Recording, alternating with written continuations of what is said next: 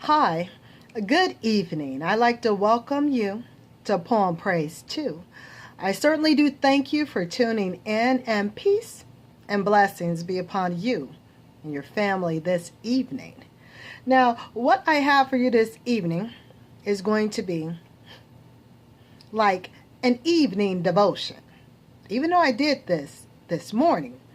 Now, instead of reading out of Faith Prince, I have a different book for you today. It's called Morning by Morning. See a beautiful picture about water. Okay. And this is a devotional classic for daily encouragement. It's by Charles Spurgeon, or Spurgeon.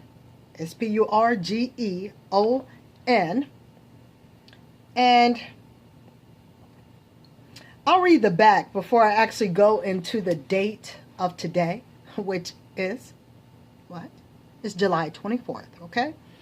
Now, morning by morning for the back. For over 100 years, Spurgeon's writing have had profound influence on Christians all over the world. His writings offer spiritual wisdom and guidance that is as fresh today as it was when he first wrote them. Each meditation and morning by morning offers the best of Spurgeon's timeless insight and wise counsel. Founded on a single verse of scripture taken from the majestic King James Bible. Each daily devotion in this book inspires and exhorts readers to rely upon God's care and to respond with ever deeper service. Special features include new topical index that points readers to Spurgeon's thoughts on a variety of topics. Index of scriptures allow readers to find Spurgeon's insights into a particular Bible verse. A timeless guide through the year that will satisfy, encourage, and inspire. Charles Haddon Spurgeon, 1834 to 1892, is one of the most beloved preachers in the history of the English-speaking world. It is estimated that early in his career, his sermons sold 25,000 copies per week, and that throughout his lifetime, he preached to 10 million people. His collected sermons during his ministry with the New Park Street Church and the Metropolitan Tabernacle filled 63 volumes, with influence reaching across the globe in his day. Spurgeon's wisdom is still alive over 100 years after his death through the legacy of his writings. So, we're going to go to today of July 24th is what I have for you.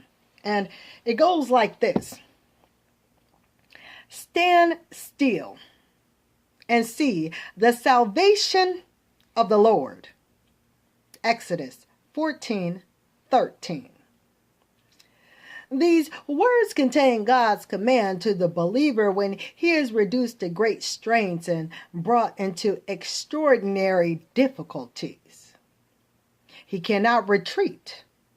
He cannot go forward. He is shut up on the right hand and on the left. What is he now to do? The master's word to him is stand still. It will be well for him if such times he listens only to his master's word. For other and evil advisors come with their suggestions. Despair whispers, lie down and die. Give it all up. But God would have us put on a cheerful courage. And even in our worst times, rejoice in his love and faithfulness. Cowardice says, retreat. go back to the worldly way of action. You cannot play the Christian's part. It is too difficult. Relinquish your principles. But however much Satan may urge this course upon you, you cannot follow it if you are a child of God. His divine fiat has bid thee go from strength to strength, and so thou shalt, and neither death nor hell shall turn thee from thy course. What? If for a while thou art called to stand still, yet this is but to renew thy strength for some greater advance in due time.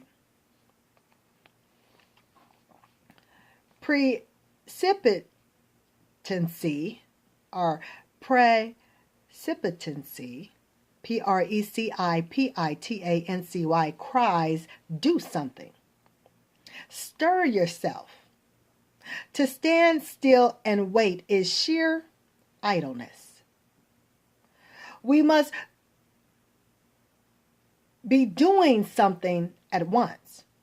We must do it so we think, instead of looking to the Lord, who will not only do something, but will do everything. Presumption, boast. If the sea be before you, march into it and expect a miracle. But faith listens neither to presumption, nor to despair, nor to cowardice, nor to precipitancy, but it hears God say, stand still. And immovable as a rock it stands. Stand still. Keep the posture of an upright man, ready for action, expecting further orders, cheerfully and patiently awaiting the directing voice. And it will not be long ere God shall say to you, as distinctly as Moses said to the people of Israel, go forward. Now that does complete the devotion for today. And while I was doing this earlier today, I was looking at stand still and see the salvation of the Lord. So, I think to myself, stand still. I was also thinking, stand still and know that I am God. So, I had to go get another book. Grab my Bible here, since that came to mind. But I first went to Exodus, because, oh yeah, see, it's written off. Yeah, pretty much had this a long time. I mean, yeah, look at here. You got parts of it coming out, but no worries. We're going to go to Exodus. Because I was like, I don't know. It don't seem like the whole verse. You know how sometimes you got to read the whole verse so you can see like what's before and what's behind, just so you can know a little bit more. So what do we say? Exodus 14:13. Okay, we got Genesis. Bear with me. I do thank you for your patience. And we're going to go. Okay, there we go. 14 verses 13. And it says, and Moses said unto the people, fear ye not, stand still, and see the salvation of the Lord, which he will show you. He will show to you today. For the Egyptians whom ye have seen today, ye shall see them again no more forever.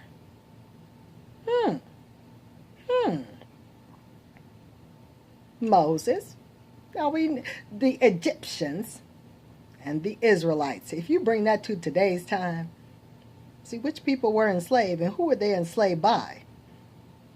Okay, that just took that to a whole nother level. Now, you can actually think on that if you want. And now I'm going to go to the scripture where I was talking about be still and know.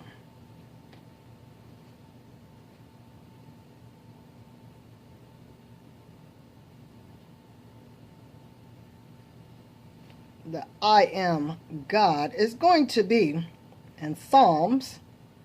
Give me one moment. I'm trying to skim through this.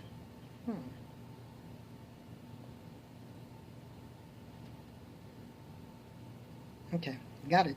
Took me a second, be still. Be quiet. Listen. Okay, it's going to be Psalms 46, verse 10. Be still and know that I am God. I will be exalted among the heathen. I will be exalted in the earth. That does complete Psalms 46:10. Then, because certainly I'll be reading more than one book, So, what reading did I have from the Holy Quran this morning? I had read that I'm going to share with you. We're in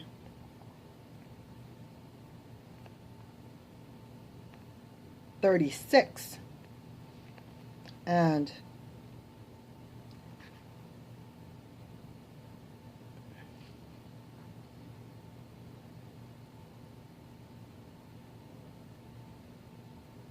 I'm going to go ahead and read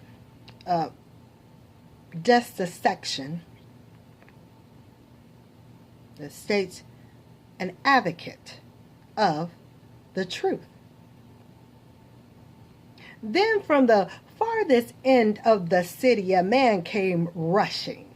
He advised, O my people, follow the messengers.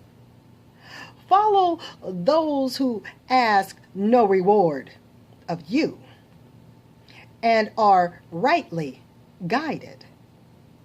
And why should I not worship the one who has originated me, and to whom you will be returned?